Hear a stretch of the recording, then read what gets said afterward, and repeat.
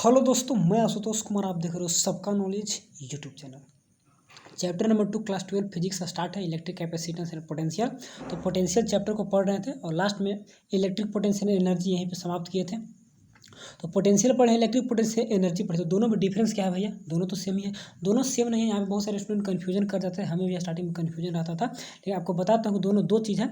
ये आपका एनर्जी के फॉर्म में है, ये आपका भी पोटेंशियल का फॉर्म में है। कहने का मतलब एक चार्ज को लाने में, एक चार्ज यहाँ पर स्थिर है, बड़ा क्यू है, ठीक, और यहाँ पर लाने में पर यूनिट चार्ज कितना एनर्जी लगा, किसी पॉइंट पर, किसी एक पॉइंट पर लाने में कितना एनर्जी लगा पर यूनिट चार्ज को लाने में, तो उसको भी से बताते हैं, भी से डिनोट करते हैं। लेकिन एक सिस्टम में इसको भी, बड़ा क्यू को भी लाने में और छोटा क्यू को भी लाने में, तो इसका भी पोटेंशियल, इसका भी पोटेंशियल, तो दोनों को पोटेंशियल लाएंगे तो कुछ एनर्जी का काम बने, एक्सटर्नल एनर्जी हम लोग को बाहर से देना पड़ेगा दोनों को एक मतलब सिस्टम में बांधने के लिए। तो एक सिस्टम में बांधने के लिए अलग से एनर्जी देना पड़ेगा ना।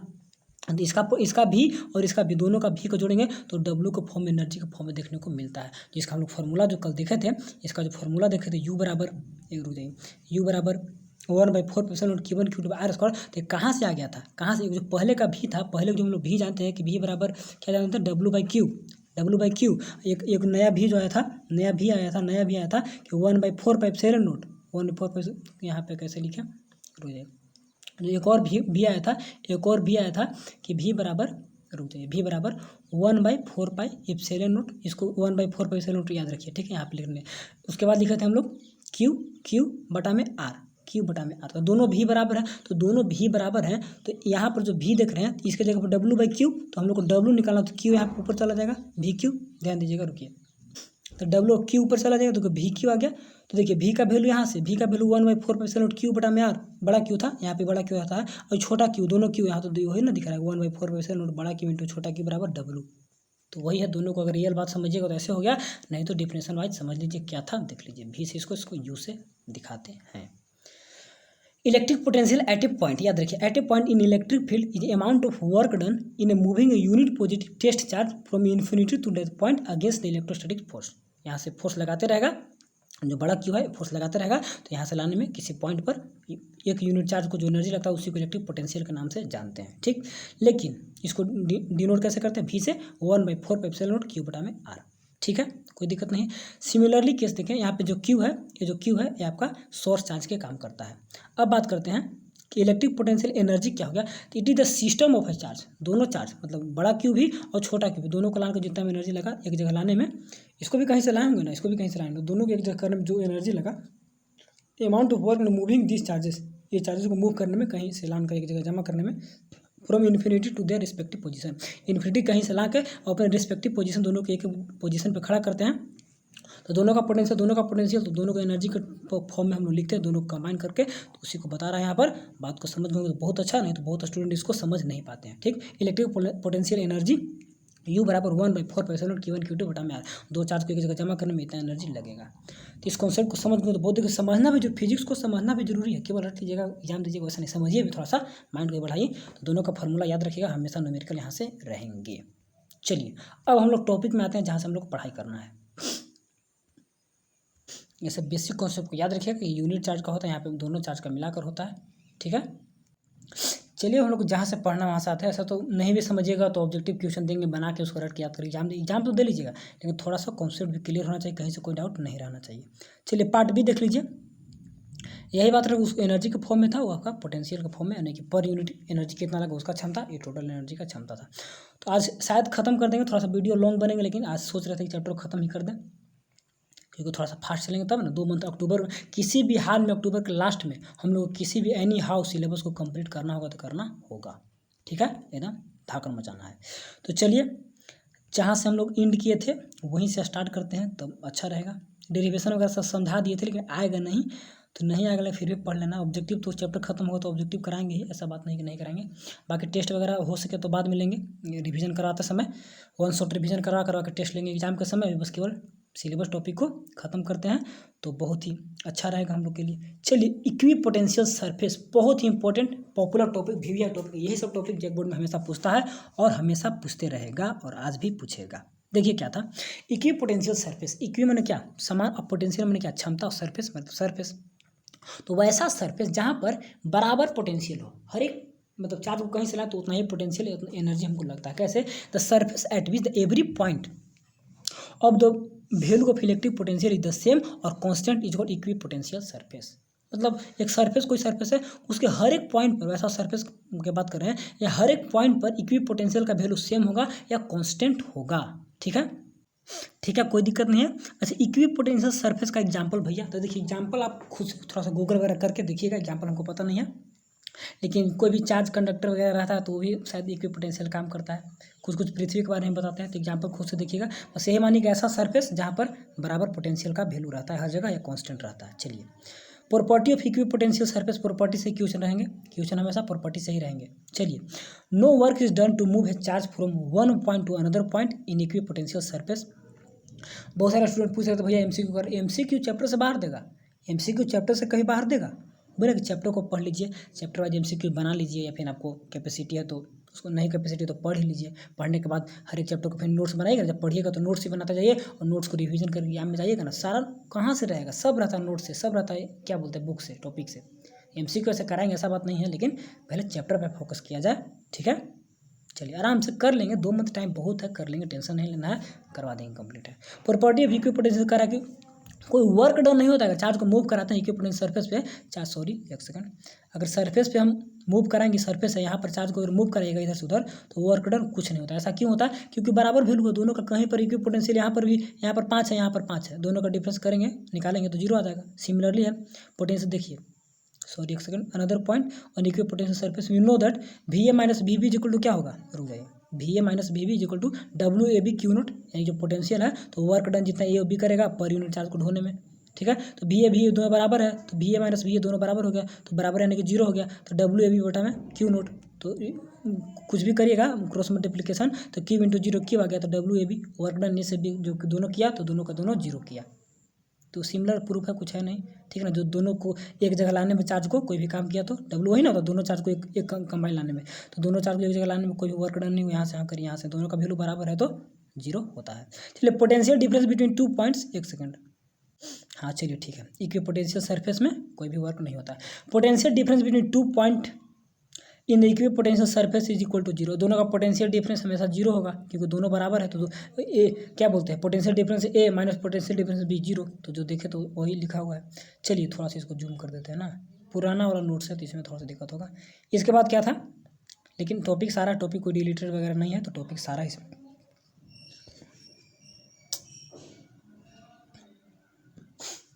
Equipotential surface represent weak and strong electric field, weak and strong electric field दोनों को, जैसे कि पर यूनिट चार्ज जो इलेक्ट्रिक फील्ड इंटेंसिटी दिखाता था दोनों को, उसी प्रकार से equipotential surface represent weak and strong electric field दोनों को दिखाता है, वीक को भी दिखाता है और स्ट्रॉन्ग इलेक्ट्रिक फील्ड को भी दिखाता है। चलिए, टू पोटेंशियल, अब ये कैसे दिखाता है तो उतना हमको भी आइडिया नहीं है कैसे क्या दिखाता है, तो देखिएगा, ज़्यादा डीप में पढ़ना होगा तो बस याद रखिएगा दोनों को दिखाता है, वीक को भी और स्ट्रॉन्ग इलेक्ट्रिक फील्ड को भी दिखाता है। तो two equipotential surface never intersect each other, दो इक्विपोटेंशियल सरफेस कभी एक दूसरे को नहीं काटेगा, because if they do so, अगर ऐसा करते हैं, जैसे कि इलेक्ट्रिक पोटेंशियल जो क्या बोलते हैं, इलेक्ट्रिक फील्ड इंटेंसिटी या इलेक्ट्रिक फील्ड लाइन एक दूसरे को नहीं काटते थे, वैसे इक्विपोटेंशियल भी एक दूसरे को नहीं कट करेंगे। And then at a point of intersection, अगर ऐसा करता है there will be two tangent, याद करिए ऐसा टॉपिक उधर भी पढ़े थे, which gives the two direction of electric field, जो कि 2 टेंजेंट देगा, तो दो मान लीजिए काट देता है इधर से इधर, तो 2 टेंजेंट, तो 2 टेंजेंट यानी 2 डायरेक्शन, तो इलेक्ट्रिक फील्ड का 2 डायरेक्शन होता नहीं है, and electric field that which is not possible, जो कि पॉसिबल है नहीं कि 2 डायरेक्शन दे देगा। ठीक है, तो इसका सोल्यूशन यही था, ये भी पूछता है कभी। चलिए 5 क्या है, electric field is always perpendicular to the equipotential surface, equipotential surface का हमेशा परपेंडिकुलर यानी ऊपर की ओर रहेगा, कौन, इलेक्ट्रिक फील्ड बाहर की ओर हमेशा रहेगा इक्विपोटेंशियल सरफेस के परपेंडिकुलर। कैसे, इसका प्रूफ भी यहाँ पे लिखा हुआ है, देखिए, d W small work done is equal to क्या होता है, फोर्स इंटू डिस्प्लेसमेंट, कितना फोर्स करेंगे, एफ डॉट डी एस। अगर हम लोग डी डब्ल्यू को 0 मान लेते हैं, क्योंकि वर्क डन हमेशा 0 होता है, ऊपर में पढ़े थे कि इक्विपोटेंशियल सरफेस पे वर्क डन हमेशा 0, अगर 0 होता है तो एफ डी आर 0, एफ को कैसे चेंज कर दिए, क्यू ई, ए बराबर क्यू ई लिख सकते हैं, क्योंकि हम लोग क्या पढ़े थे, ई बराबर क्या होता है, ई बराबर एफ बाई क्यू, तो क्यू को क्रॉस मल्टीप्लिकेशन करके ए बराबर क्यू नहीं तो ए बराबर क्यू लिख दिए, डी आर का डी आर सेम कर दिए। देखो डॉट है यहाँ पर, डॉट है, ठीक, तो डॉट हटेगा तो कोस आएगा, तो कोस यहाँ पे 0। चलिए, अब कोस 0 है तो theta is equal to cos theta 0, तो theta is equal to 90, theta 90 जब होता है तो कोस का वैल्यू क्या हो गया, 0, तो परपेंडिकुलर एक दूसरे को दिखा रहा है, दोनों परपेंडिकुलर है, दोनों के बीच का जो एंगल है वह 90 डिग्री है।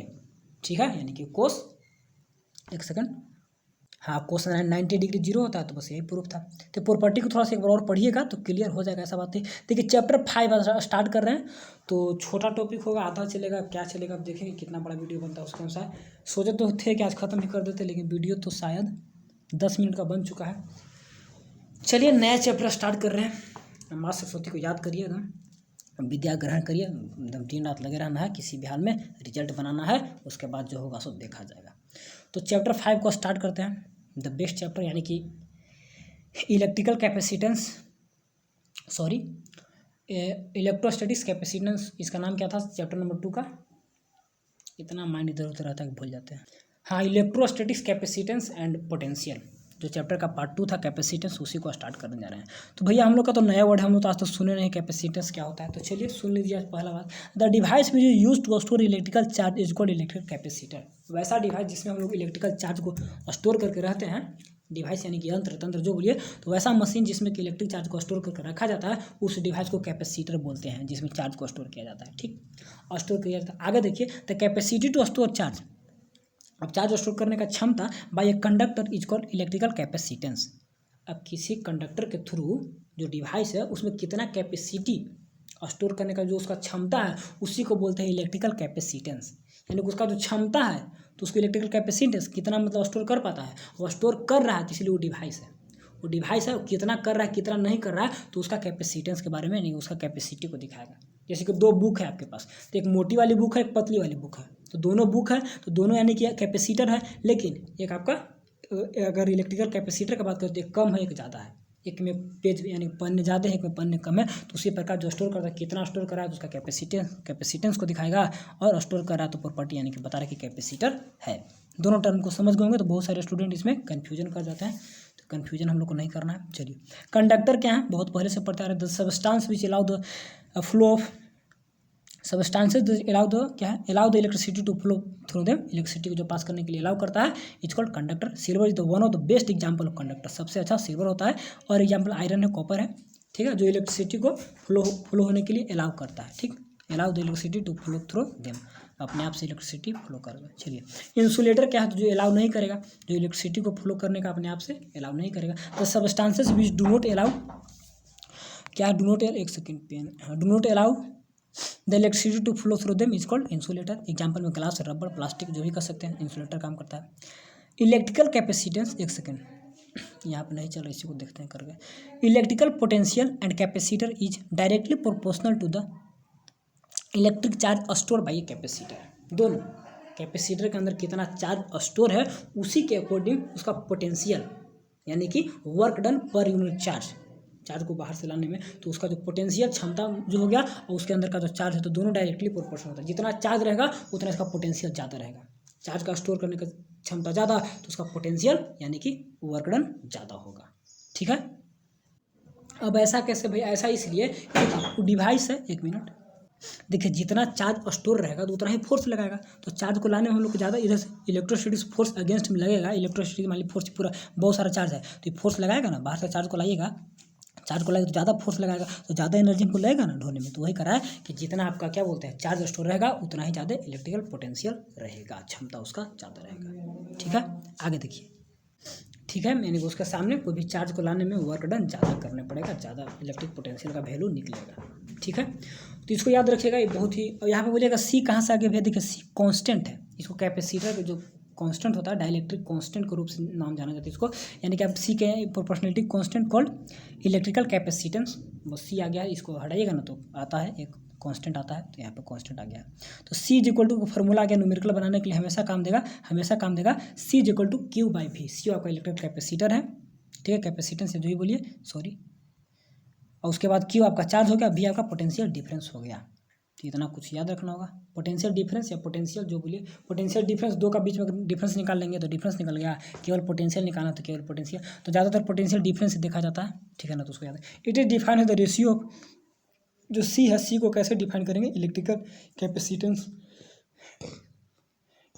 उसको कैसे डिफाइन करेंगे, इट इज डिफाइन है the ratio of charge and rise in its potential, ratio of charge and rise in its potential, उसका पोटेंशियल में कितना वृद्धि हुआ है एज कम्पेयर टू उसके चार्ज में, तो उसके अनुसार इस दोनों का रेशियो को हम लोग क्या बोलते हैं, electrical capacitance. Due to given the charge, due to given charge is known as is known as electrical capacitance. जो गिवन चार्ज दिया हुआ है तो उस चार्ज के कारण और पोटेंशियल दोनों का रेशियो को हम लोग सिंपली क्या बोलते हैं, इलेक्ट्रिकल कैपेसिटेंस, यानी कि C is equal to Q by V. Formula को याद रखिएगा हमेशा, या Q is equal to C भी हमेशा आता है, पूछता है। ठीक, ऐसा यूनिट वगैरह देख लेते हैं। ऐसा यूनिट क्या है भैया, इसके बारे में थोड़ा सा जरूरी है क्योंकि हमेशा पूछता है। फराड नया वर्ड सुने होंगे तो फराड को याद रखना होगा। ठीक, क्या है, चार्ज का कूलम, ठीक है, चार्ज का कूलम और इलेक्ट्रिक पोटेंशियल का वोल्ट। तो कूलम वोल्ट, वोल्ट को ऐसे भी लिख सकते हैं, वोल्ट को कैसे लिख सकते हैं, जूल पर कूलम को वोल्ट बोलते हैं, क्योंकि वोल्ट इज इक्वल टू क्या होता है, volt is equal to W by क्या, क्यू। तो क्यू चार्ज का कूलम, तो joule per coulomb, sorry mistake हो गया, जूल पर कूलम को क्या बोलते हैं हम लोग, कहाँ थे हम लोग, एक सेकेंड, हाँ, जूल पर कूलम को वोल्ट बोला जाता है। ठीक है ना, तो कभी कभी जूल पर कूलम भी देखने को मिलेगा जिसको वोल्ट बोलते हैं। तो अभी उतना मत याद रखिए, वोल्ट को याद रखिए कि कूलम वोल्ट, यानी कि चार्ज का कूलम और वोल्ट का वोल्ट आ गया। तो सी इक्वल टू भी देखे हम लोग क्यू बाई भी, तो क्यू का कूलम, इसका वोल्ट का वोल्ट। ठीक है, इसका डायमेंशन कैसे लिख दिए भैया, डायमेंशन से देखिए, डायमेंशन को तोड़िएगा तो समझ में आएगा। डायमेंशन पूछता नहीं, लेकिन फिर भी देख लीजिए, पूछ देगा तो कोई गारंटी है जैकपॉट का। चलिए, डायमेंशन में कैसे कैसे क्या होते हैं, एम कहाँ से आ गया, एल कहाँ से आ गया, उसके पहले हम लोग को देखना होगा जो capacitance C is equal to क्या हम बोल रहे हैं, सी इज इक्वल टू क्या होता है, क्यू, हाँ चलिए, क्यू बाई वी। ठीक है, तो क्यू, तो चार्ज का 80, चार्ज का तो 80 लिख दिए, चलिए चार्ज का 80 लिख दिए। चलिए वोल्ट का, तो वोल्ट का कैसे लिखना होगा, वोल्ट का डाउनवर्ड जाएगा, वोल्ट में डाउनवर्ड, तो वोल्ट इक्वल टू क्या, डब्ल्यू बाई क्यू। तो डब्ल्यू का क्या होता है, M L square T minus two, W का होता है, याद रखिएगा कि डब्ल्यू वर्क डन का क्या होता है, M L square T minus two है। ठीक है, डब्ल्यू का, लेकिन डब्ल्यू बाई क्या होता है, डब्ल्यू बाई क्यू होता है ना, तो क्यू के ऊपर क्रॉस मल्टीप्लाई, यानी 80 ऊपर में चला जाएगा, 80 ऊपर में चला जाएगा, यहाँ की बटा में क्यू आता है ना, तो क्यू ऊपर में चला गया। अब कैलकुलेशन करिए, देखिए 80 तो एक का यहाँ पे स्क्वायर हो गया और टी का 4, ए का स्क्वायर कैसे, सॉरी हाँ, ए स्क्वायर, देखिए ए स्क्वायर और टी का 4 कहाँ से आ गया, देखिए टी 2 यहाँ पे और 2 नीचे में टी है, तो ऊपर में जाएगा तो 4 आ जाएगा। इसको कैलकुलेशन कॉपी में लिख के करिएगा, यहाँ मेरा पेन से लिखना नहीं बनता इसलिए नहीं लिख रहे हैं। तो टी का -4 तो +4 हो जाएगा ऊपर में जाके, एम माइनस में एल उसका -2 में, तो ऐसे तोड़िएगा तो बन जाएगा। ठीक है, सारे का आ जाता है, तो इसको याद रखिएगा, एम का -1, एल का -2, टी का 4 और ए का स्क्वायर। ये कॉपी में लिख के किया जाता है। तो देखिए, पेन एक लिए थे लिखने वाला, तो उससे भी बैक साइड से लिखते थे तो नहीं लिखा था, तो उसका बुट्टी भुला गया तो मिल नहीं रहा। एक घर तो खुद से बना है, जिसका भी अब यहाँ जो रूल लगाए थे खत्म होने वाला तो नहीं चलता, तो हाथ से थोड़ा बहुत लिखते हैं, थोड़ा बहुत काम करता है। तो पेंसिल एक अच्छा ले लेंगे जो मोबाइल पे काम करे टच से, उसके बाद लिख के अच्छे से बताएंगे ना तो ज़्यादा क्लियर होगा। ऐसे समझ गए होंगे, ऐसा बात नहीं कि समझे नहीं होंगे, क्योंकि मैं समझाना जो चाह रहा था हो गया होगा। चलिए, द कैपेसिटेंस, एक second, the capacitance of a capacitor depend upon size, shape and separation of a conductor. जो कैपेसिटेंस है कोई भी कैपेसिटर का किस पर डिपेंड करेगा, शेप पर, साइज पर and separation of a conductor, वो कंडक्टर से कितना दूर है। कंडक्टर से ना इलेक्ट्रिसिटी को लाया जाएगा, कंडक्टर का क्या शेप है, कंडक्टर को मतलब किस कंडक्टर से ला रहे हैं, तो उस पर, उसके ऊपर भी डिपेंड करता है कंडक्टर कितना दूर है। सेपरेशन ऑफ कंडक्टर कहने का मतलब कि अब यहाँ पर स्टोर करना, कंडक्टर को थोड़ा दूर रखा तो स्टोर नहीं हो पाएगा। स्टोर मतलब जितना नज़दीक रखिए कंडक्टर को, तो कंडक्टर को तो मिला कर रखना ही होगा, लेकिन दूरी पर भी कितना दूर से आ रहा है तो उस पर भी डिपेंड करेगा। और इसका शेप क्या है, साइज क्या, किस प्रकार का कंडक्टर है, तो इस पर भी डिपेंड करता है। चलिए, सैम्बल ऑफ कैपेसिटर, कैपेसिटर का दो सैम्बल है, एक आपका फिक्स है, एक आपका वेरिएबल है। हमेशा पूछेगा, हमेशा पूछता है कि कौन फिक्स है और कौन वेरिएबल है, तो दोनों को माइंड में रखिएगा कि फिक्स में फिक्स है, वेरिएबल में थोड़ा सा जो साइन है ना ऐसे क्रॉस लग जाता है। ठीक है, एक सेकेंड, इस टाइप का क्रॉस लग जाता है। ठीक, नोट में याद रखिएगा, नोट पॉइंट में यही सब ऑब्जेक्टिव यहीं से बनेगा। इलेक्ट्रोस्टैटिक्स में ज़्यादा ऑब्जेक्टिव बनते हैं चैप्टर नंबर 5 से, यानी कि कैपेसिटर वाले से ज़्यादा न्यूमेरिकल वगैरह सब कुछ, तो इसी को याद रखना। पीछे तो केवल डेरिवेशन भरा हुआ, कुछ समझने लायक उधर है, केवल डेरिवेशन भरा हुआ, रटने वाला सब रटन विद्या है, हटा दिया, बहुत अच्छा किया। The capacitor are use in the, अब रट कर कोई फायदा नहीं ना उससे, CBSE भी हटा दिया, अच्छा किया। Capacitor are use in electrical appliances like TV, fan, radio, ये सब में आपका कैपेसिटर का यूज किया जाता है चार्ज को स्टोर करने के लिए। किसमें, कौन कौन से डिवाइस में, इलेक्ट्रिकल डिवाइसेस यानी कि उपकरण होता है, एप्लियंसेस में उपकरण, तो टीवी, फैन वगैरह में थोड़ा सा याद रखिएगा। चलिए, अब हम लोग VVI topic, most popular topic को स्टार्ट करने जा रहे हैं, कंबाइनेशन ऑफ कैपेसिटर।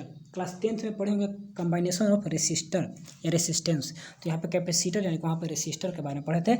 आज हम लोग पढ़ने जा रहे हैं कंबाइनेशन ऑफ कैपेसिटर, कैपेसिटर को कैसे, रेसिस्टर क्या था, जो फ्लो ऑफ इलेक्ट्रिसिटी को रोकता था, और कैपेसिटर क्या स्टोर करवाता है। तो दो कंबाइनेशन, सीरीज कंबाइनेशन एंड पैरेलल कंबाइनेशन, या नाम जाना पहचाना होगा, ऐसा नहीं कि नया नाम सुन रहे हैं। तो देख लीजिए सीरीज कंबाइनेशन क्या था, सीरीज कम्बाइनेशन क्या होता है? Let us consider the three capacitor C1, C2 and C3 are connected in series and show in the figure. यहाँ पे आपका 3 कैपेसिटर जो फिगर में दिखाया है कि C1, C2 and C3 3 capacitor है। तीनों कैपेसिटर को सीरीज में अरेंज, सीरीज हो गया ना, पैरेलल में ऊपर नीचे पैरेलल में ऐसे ऐसे रहता है, ठीक है। तो सीरीज पैरेलल यहाँ पर ऐसे है, लेकिन आप करंट इलेक्ट्रिसिटी में पढ़िएगा तो वहाँ पर सीरीज पैरेलल का कम्बाइनेशन थोड़ा सा उल्टा हो जाता है। तो आगे देखेंगे वहाँ पर हम लोग क्या बोलते हैं इलेक्ट्रिकल वोल्टेज वगैरह में उसको क्या बोलते हैं, थोड़ा सा बोल रहे हैं। चलिए अभी तो 10th वाले काम कर रहे हैं, अभी तो 10th वाला काम कर रहा है सीरीज में जोड़ दिए हैं, तो 10th ही वाला याद रखिए अभी तक। चलिए ठीक है, तो सीरीज में 3 यहाँ पे, लेकिन फार्मूला थोड़ा सा पैरेलल हो जाएगा, है सीरीज में, जॉइंट सीरीज में है, लेकिन फार्मूला जाएगा पैरेलल हो। देखिए पैरेलल में से फार्मूला रहता था रेसिस्टेंस का, तो कैपेसिटेंस का रेसिस्टेंस वाला उल्टा फार्मूला आता है। 3 हो गया। C1, C2 और C3 क्या है भैया? C1, C2, C3 capacitance of first, second and third capacitor, क्या कैपेसिटर रिस्पेक्टिवली। तीनों कैपेसिटर का कैपेसिटेंस है, कैपेसिटेंस माने क्षमता, कितना मतलब स्टोर करता है। V1, V2, V3 क्या potential difference of first, second and third capacitor respectively. Potential difference यहाँ से यहाँ तक का पोटेंशियल डिफरेंस सभी का, दो चार्ज के बीच का एनर्जी यहाँ से यहाँ तक फ्लो करेगा ना चार्ज, तो यहाँ से यहाँ तक दोनों का डिफरेंस, पोटेंशियल डिफरेंस भी, जिसको एनर्जी के फॉर्म में देखते हैं, तो वही हो गया डिफरेंस। उसके बाद effective potential difference is given by, जो इफेक्टिव पोटेंशियल डिफरेंस, जो मेन हम लोग का पोटेंशियल डिफरेंस है, टोटल पोटेंशियल डिफरेंस जो मिलेगा वो V equal to V1, V2, V3 सारे पोटेंशियल डिफरेंस को जोड़ देंगे तो वही हम लोग का क्या मिलेगा? पोटेंशियल डिफरेंस क्या होता है? दो चार्ज को डिफरेंस, दो चार्ज के बीच में डिफरेंस, यहाँ पे प्लस माइनस चार्ज का डिफरेंस को देखा जाता है, तो वही पोटेंशियल डिफरेंस यहाँ पर। ये सब टॉपिक पढ़े ऐसे नहीं, ऊपर नहीं पर सब बताए हैं। तो सारा को जोड़ देंगे तो हम लोग का इफेक्टिव निकल जाएगा, पूर्ण रूप से निकल जाएगा। अब देखिएगा किसको जोड़िएगा और किसको नहीं जोड़िएगा, इसको माइंड में याद रखिएगा, तो आगे भूल जाइएगा, आगे आप भूलने का चांस रहता है। कैसे? देखिए यहाँ पर आप याद रखिएगा कि जब भी जो रास्ता है, रास्ता अगर चेंज नहीं होता है, रास्ता चेंज नहीं होता है तो करंट भी चेंज नहीं होता, सभी में करंट बराबर जाएंगे। तो चेंज क्या होता है? वोल्टेज चेंज होता है। जब रास्ता चेंज होता है तो करंट चेंज होता है, तो यहाँ पे तो करंट चेंज नहीं हुआ, रास्ता तो सेम है। रास्ता अगर सेम है, रास्ता में कोई बदलाव नहीं है, तो करंट सेम है, तो करंट तो चेंजिंग होगा नहीं, इसलिए करंट को नहीं जोड़ेंगे, हम लोग वोल्टेज को जोड़ेंगे, क्योंकि वोल्टेज चेंजिंग होगा। यहाँ पे वोल्टेज कुछ और मिलेगा, यहाँ पे कुछ और, यहाँ पे कुछ और। रास्ता चेंजिंग नहीं हो तो वोल्टेज में चेंजिंग होता है, करंट सेम का सेम, यानी करंट हर जगह सेम फ्लो करेगा, इसीलिए हम लोग यहाँ पे वोल्टेज को लेंगे, करंट को नहीं लेंगे, ठीक है, यानी कि चार्ज को नहीं लेंगे। तो वोल्टेज भी बराबर, ऊपर पढ़े तो फॉर्मूला Q/C, CS कहने का मतलब सीरीज में है, सीरीज में कैपेसिटर सीरीज में तो CS, ठीक है। तो Q1/C1, Q+C2 चार्ज और Q+C3 तीनों को ऐड कर देंगे। उसके बाद देखिए Q यहाँ से बाहर निकाल दिए तो 1/CS, यहाँ से Q कॉमन ले लेंगे तो कॉमन रहेगा, तो 1/C1, 1/C2, 1/C3, यही आपका Q से Q कट गया। और रिक्वायर्ड एक्सप्रेशन फॉर न्यूमेरिकल के लिए आपका आ चुका है, न्यूमेरिकल आप इसी से बनाइएगा। 1/CS is equal to 1/C1 plus 1/C2 plus 1/C3, this is the required expression, यही आपका रिक्वायर्ड एक्सप्रेशन है। फॉर्मूला आएगा कि सीरीज कम्बाइनेशन में कैसे करना है। ऐसे रेसिस्टेंस में क्लास 10 पढ़े होंगे तो पैरेलल का फॉर्मूला ऐसा आता था, रेसिस्टर में 1/R equal 1/R1 plus 1/R2 plus 1 ऐसे करके, फिर आर को उसको पलट। तो यहाँ पे सीरीज में ही कैपेसिटर कैसा आ गया, तो थोड़ा सा इसको माइंड में बैठा लेना होगा। चलिए सिमिलरली केस में पैरेलल कम्बाइनेशन देख लेते हैं। देखिए पैरेलल कम्बाइनेशन आ गया, पैरेलल कम्बाइनेशन में सारे, तो यहाँ पे क्या होंगे, यहाँ पे करंट बढ़ जाएगा, करंट इधर बढ़ गया, इधर करंट बढ़ जाएगा, तो करंट बढ़ गया यानी कि चार्ज ही ना फ्लो करता है पर सेकंड में, तो उसी को करंट बोलते हैं। तो यहाँ पे चार्ज बढ़ गया, तो जो बढ़ गया उसी को हम लोग जोड़ देंगे, जो बटेगा उसी को जोड़ेंगे। वहाँ पे वोल्टेज बढ़ा था क्योंकि चार्ज हमेशा सेम गए थे, तो चार्ज सेम गए तो छोड़ दिए, तो वोल्टेज को, यहाँ पे चार्ज बढ़ गया तो चार्ज बढ़ गया, तो वोल्टेज सेम है, वोल्टेज सही में सेम है, तो सेम वोल्टेज है, तो जो बढ़ रहा है तो उसी को ना जोड़ेंगे, जो बढ़ रहा है तो उसी को जोड़ेंगे। तो इसमें हम लोग चार्ज को जोड़ेंगे, क्योंकि यह एक पैरेलल कम्बाइनेशन है, पैरेलल कम्बाइनेशन में चार्ज बढ़ जाता है तो चार्ज को जोड़ देंगे, यानी कि करंट बढ़ जाता है तो करंट को जोड़ देंगे। तो यहाँ पे करंट के फॉर्म में नहीं है, चार्ज के फॉर्म में है, तो चार्ज को ही ऐड करना होगा। यही याद रखना होगा, हमेशा स्टूडेंट भूल जाता है कि किस में किसको ऐड करेंगे। डेरिवेशन अब तो नहीं आ रहा, पहले आता था तो भूल जाते थे हम लोग सब कि किस में किसको ऐड करेंगे। तो किस में चार्ज को ऐड करना है और किस में वोल्टेज को याद रखिएगा, ठीक है, जिसमें बढ़ जाएगा। तो ऐसे भी याद रखिए कि पैरेलल में चार्ज को, सीरीज में वोल्टेज को, क्योंकि पैरेलल में बढ़ जाता है जो बढ़ेगा। बस सिमिलर है, अगर कॉन्सेप्ट याद रहेगा नहीं वाला तो करंट इलेक्ट्रिसिटी में बहुत सुविधा होगा। इस प्रकार न्यूमेरिकल आता है ना, तो कहाँ पर चार्ज बढ़ेगा कहाँ पर चार्ज नहीं बढ़ेगा ना, तो ये कॉन्सेप्ट को याद रखिएगा, तो करंट इलेक्ट्रिसिटी में बहुत फायदा होता है, ठीक है। चलिए तो चार्ज को जोड़ दिया, तो चार्ज बराबर हम लोग पढ़े थे कि C बराबर Q/V, तो चार्ज बराबर क्या होगा CV। तो यहाँ पे C कैपेसिटेंस पैरेलल सीरीज में देख रहे हैं, तो यहाँ P लिख दिया पैरेलल, ऊपर में S था यानी कि सीरीज में था, तो पैरेलल में कैपेसिटेंस को देख लिया। तो पैरेलल कैपेसिटेंस क्या हो गया, CB इक्वल टू C1 भी सभी को, यानी कि Q3 C3 तो वही हो गया, तीनों से कर दीजिएगा। तो सारे को ऐड करिएगा, भी यहाँ पे कॉमन ले लीजिएगा, यहाँ पे क्या कॉमन लीजिएगा, भी कॉमन ले लीजिएगा, यहाँ से निकाल तो CP आ गया, यहाँ से भी कॉमन ले लीजिए तो भी कट गया, तो यानी कि CP इक्वल टू, यानी कि पैरेलल कंबाइनेशन में जो कैपेसिटेंस हो गया तो C1 + C2 + C3, तो यही कैपेसिटेंस निकालने के लिए देगा सीरीज में और पैरेलल में। तो पैरेलल में आसान है, इसका फॉर्मूला एकदम आराम से C1 + C2 सारे को जोड़ दीजिए, पैरेलल कंबाइनेशन का कैपेसिटेंस निकल जाता है। ठीक है, चलिए डेरिवेशन तो देगा नहीं, बस फॉर्मूला को याद रखिएगा, न्यूमेरिकल यहाँ से देगा, न्यूमेरिकल यहाँ से देगा। This is the required expression हो गया। एनर्जी स्टोर इन कैपेसिटर, और कैपेसिटर में एनर्जी स्टोर भी होता है, तो इसके बारे में थोड़ा सा देख लेते हैं। चलिए एनर्जी स्टोर इन कैपेसिटर, इस टॉपिक को देखते हैं, उसके बाद नहीं होगा तो कल तो समाप्ति हो जाएगा किसी भी हाल में। आराम देखिए, ज़्यादा स्पीड में करके खत्म कर देंगे, समझ में नहीं आएगा ना, समझना भी तो है हम लोग के, बस पढ़ लिए कुछ समझ में नहीं दिक्कत ना है, तो थोड़ा सा पढ़ते चलना, समझते चलना, ऐसा नहीं कि भैया जल्दी करिए, जल्दी करने में कुछ जल्दी कर लिए कुछ होगा भी नहीं, तो बेकार है, फिर दोबारा पढ़ना पड़ेगा। इसीलिए थोड़ा सा टाइम लग रहा है, टाइम दीजिए, लेकिन एक ही बार में अच्छे से पढ़ते चलिए। तो क्या था energy store in capacitor, heading से देख रहे हो कैपेसिटर में एनर्जी कैसे स्टोर होता है, उसी के बारे में पढ़ना है। The process of transfer of charge from one plate to another plate, एक प्लेट से दूसरे प्लेट में चार्ज का ट्रांसफर होगा, उसी प्रोसेस को देन तो work done will be store has energy in the capacitor. तो जो वर्क डन जो काम होगा चार्ज को फ्लो होने में, तो वही जो काम है तो वर्क डन एनर्जी के फॉर्म में स्टोर होता है, कहाँ पर, कैपेसिटेंस में, कैपेसिटर में, ठीक है, कैपेसिटेंस के फॉर्म में। तो late us consider the capacitor, ये चार्जिंग है शो इन द फिगर। देखिए कैसे चार्ज किया जा रहा है, तो चार्जिंग से क्या होगा, the work done will be store has potential energy, तो वो जो वर्क डन होगा चार्ज को यहाँ से मूव करेगा, तो वही आपका पोटेंशियल एनर्जी के रूप में स्टोर होगा इसके अंदर में। ठीक है, आगे देख लीजिए, शो इन द फिगर में दिखाया, तो वर्क डन टू मूव है चार्ज डी क्यू, छोटा चार्ज को मूव कराने में जो वर्क डन होगा from one plate to another plate is D W, small में भी डी क्यू, क्योंकि हम लोग पढ़े हैं कि डब्ल्यू इज इक्वल टू, या हम लोग पढ़े हैं कि V is equal to W by Q, तो हम लोग को वर्क डन निकालना है, तो cross multiplication W is equal to V Q, तो स्मॉल है तो डी डब्ल्यू, तो यहाँ पे भी डी क्यू निकल गया, छोटा निकालेंगे, पहले छोटा निकालेंगे, तो total energy is given by, total निकालने के लिए इंटीग्रेट करते हैं हम लोग, तो इंटीग्रेशन कर लेंगे।